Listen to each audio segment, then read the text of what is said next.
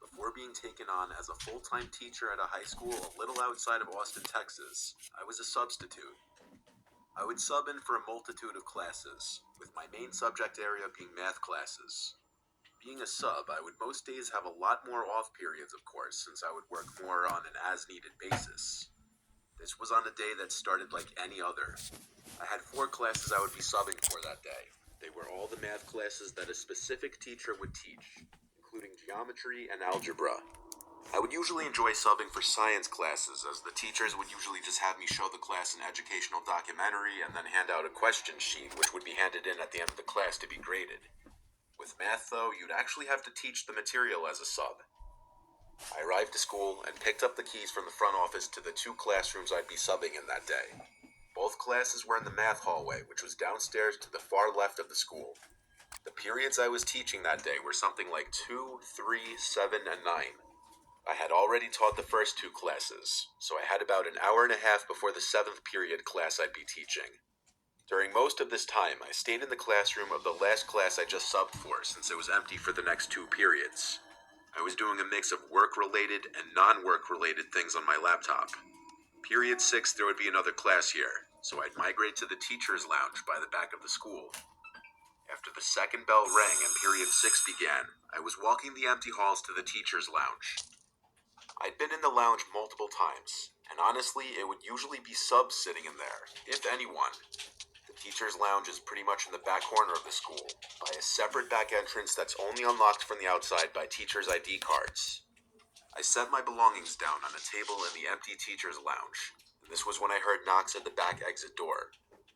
I went out to the hall and to the doors, where I saw a clean-cut looking man with gray short hair and a button-down shirt tucked into khakis, with a black jacket over all of it. He looked like a teacher. He saw me through the glass and smiled and asked me to open the door. I asked if he were a teacher here. He said, "Yes, my name's Mr. Abrams. I don't have my ID on me today." I opened the door for him, and he thanked me and quickly walked past me. I noticed that now he had his hand in his right pocket. He had some serious movement in his step. He seemed to know where he was going. Actually, he was going in the direction of the math hallway. I suddenly felt like I may have made a mistake letting him in without ID. I rushed to my laptop and pulled up the staff directory, which was accessible to all employees of the school. I looked up Mr. Abrams.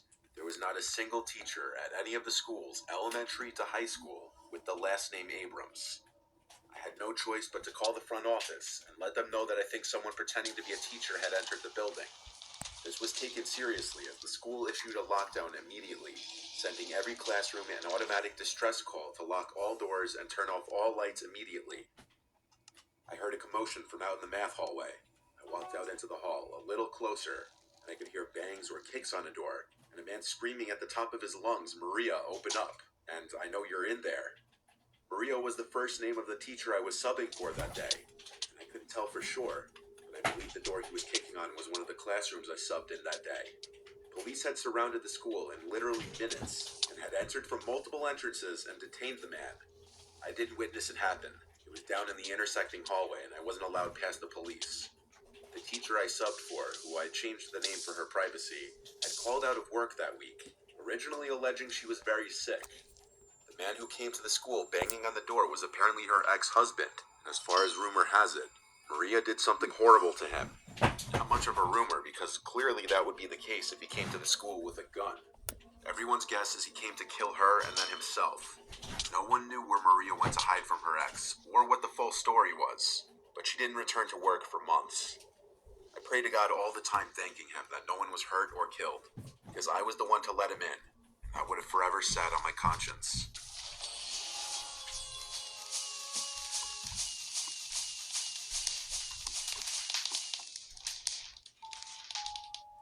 This story is told in the perspective of a college-aged female. I attend university in Massachusetts. I currently live off campus in my final year here, but this took place when I was a freshman living in the dorms. Freshmen are on the first floor of every building on campus. This was the winter semester. It was a freezing cold day. I just finished up my last class around 5 p.m. Our professor let us out really early. It was already dark out as I was walking back to my dorm. On my walk back, I got a text from the university. The text started in all capitals, saying, "Attention all faculty and staff, get to a safe building immediately," as a suspicious man was walking around campus approaching women with crude, threatening comments and telling them he had a gun. The text mentioned that university police were aware of the issue and were on full alert, looking to find the man. I picked up the pace in my step to get back to my dorm building. I started looking behind me every few seconds, and suddenly noticed someone walking not that far behind me. It was a black man in a huge winter coat. I couldn't gauge his age from this distance. But also, he could have just been a student. At that point, I was being paranoid. Plus, the text didn't specify the person's race. I rushed to my building, and I got there and let myself in. To get into any dorm buildings on campus, you need to use your student ID cards. I entered the building. The first door shut, then I opened the second door. That's when a loud bang at the first door made me jump. It was that man from behind me before. He was asking if I could open the door. I was about to ignore him, but then he said, "Please, I'm cold." I turned to look at him, and he had this pleading kind of expression on his face. I asked, "Do you live here? What's your room number?" He said yes, he's on the 3rd floor, but he ignored my asking his room number twice. I said, "Sorry, I can't let you in." This is when he started saying vulgar, horrible shit that I don't want to repeat. He started licking the glass and commenting about what he's gonna do to me as soon as he gets into the building.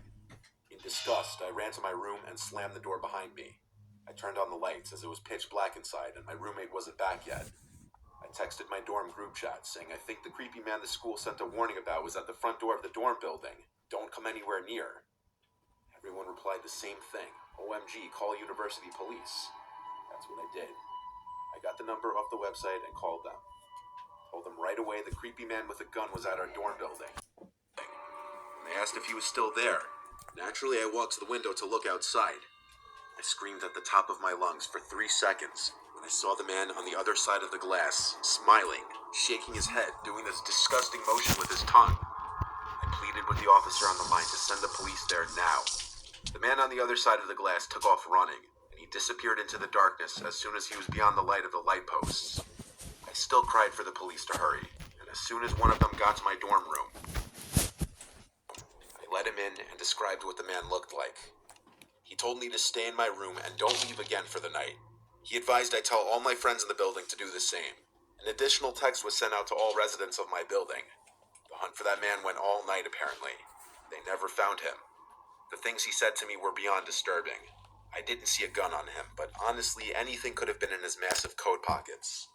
The campus had extra police on duty the rest of the week.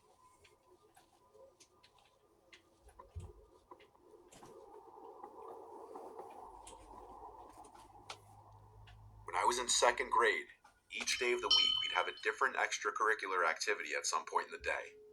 I think it went Mondays was art class, Tuesdays was music class, Wednesday was library day, and so on. By 2nd grade, kids were allowed to walk to the bathroom unattended as long as they got permission and took the special hall pass item chosen by the teacher of the class. For the art class, it was this big green plastic crayon that was meant as the bathroom pass. I remember this memory almost vividly, which makes it all the more disturbing when I think about it. Honestly, I was kind of a weird kid when I was in elementary school. I did have some social issues that I don't think ever got diagnosed, but I would sometimes just do weird things. Case in point, we were never supposed to just take the bathroom pass and leave the classroom without asking first. But during art class, as our teacher was going around the class helping the students out with our little creations, I got up and took the plastic crayon and walked out the classroom door to go to the bathroom. The bathroom was all the way down the hall. I go inside. As a kid, I was the type to pee sitting down. So I went to the stall and sat on the toilet seat. This was when I heard the loudspeaker outside the bathroom, that the school was going into lockdown. My heart started to race. I was outside of the classroom during a lockdown. I was terrified. I don't remember if I finished peeing or not, but I know I got right off the toilet seat and went outside back into the hall. I was scared I was going to get in trouble. I saw all the classroom doors were shut with their blinds down and lights off already. I was too late. I saw a man walking down the hallway. I assumed it was a teacher, even though he wasn't dressed like one. I had the wits of a 2nd grader, so I said, "Excuse me, I'm locked out in my classroom."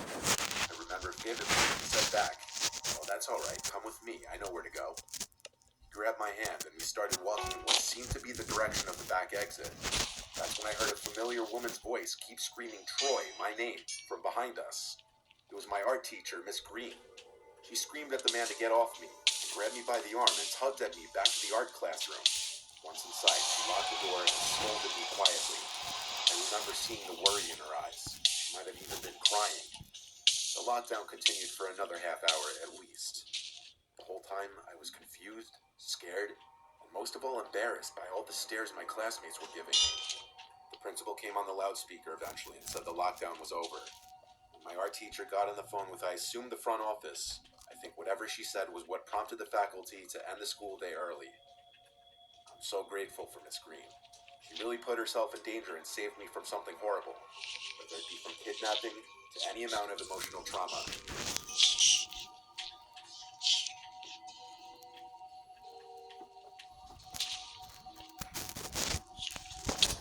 This happened to me when I was a junior in high school, around April or May of 2019.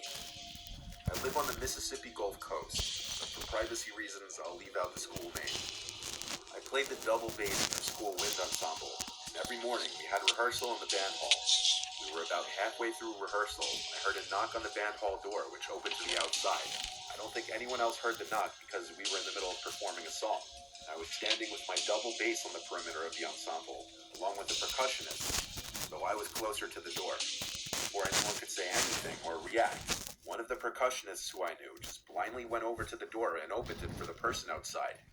We had been repeatedly told by the band directors to never open that door for anyone on the outside unless it was a student, and even the students had to show their student ID badges through the window before being let in. But we still have to open that door a lot for other students as it locks on its own. So we probably just opened it without thinking and didn't look through the window. As soon as he opened the door, the person forcefully came in, walked to within 15 to 20 feet from where I was standing. It was a middle-aged Latino man, about 5'6", wearing a gray hoodie and cargo shorts. I immediately noticed that the guy had both of his hands in his hoodie, with what appeared to be a heavy object. The band director saw him first and immediately stopped conducting. The rest of the band turned their heads around to see what was going on. The band director asked with a nervous but forceful tone, "Can I help you?" The man replied in broken English, "Yes, I came to check out my daughter." The band director asserted, "This is not where you check out students. You shouldn't be here." The man then asked where he should go to check out his daughter. To my surprise, the band director directed him to go out the band hall double doors, make a right down the school's main hallway to the front office. The man thanked the director and quickly walked out of the band hall into the school. During this whole conversation, I had my double bass turned in the man's direction and stood behind it so that it would maybe somewhat shield me from any bullets. After the man had disappeared down the hallway, the entire orchestra was speechless for a minute or so, processing what just happened. The director immediately called the school security, and within a minute or so, the school was on lockdown. The director turned off all the lights in the band hall, and we all crammed inside whatever tuba lockers we could find. A whole 5 minutes passed until 2 armed security guards came running full speed through the band hall in the direction that the man had gone. Another 10 or so minutes passed and the lockdown was over. The school never came out with an official statement of the event, nor could I even find any local news articles about it. I suppose the school was trying to keep the whole thing a secret, for such a stupid breach of security would certainly damage its reputation. But I later heard from multiple other students that the man had just committed an armed robbery somewhere near the school and was fleeing on foot from the police when he decided to take refuge in the school, pretending to pick up his daughter. I also heard that he was found with a gun on him, which explains the heavy object I noticed in his hoodie pocket. The fact that I was standing literally 15 or so feet from an armed intruder inside of a school for a whole 2 minutes still terrifies me to this day. Although I know the band director was probably trying to keep his cool so as not to piss the guy off and cause him to shoot all of us or something, I still think he made a huge mistake by directing the man to go further into the school instead of telling him to go back outside and enter the school through the front door like every other parent or visitor has to. Had that man had worse intentions, that situation could have ended tragically. I'm glad I'm not in high school anymore, because now I know firsthand how easily such things could happen at the hands of a careless mistake.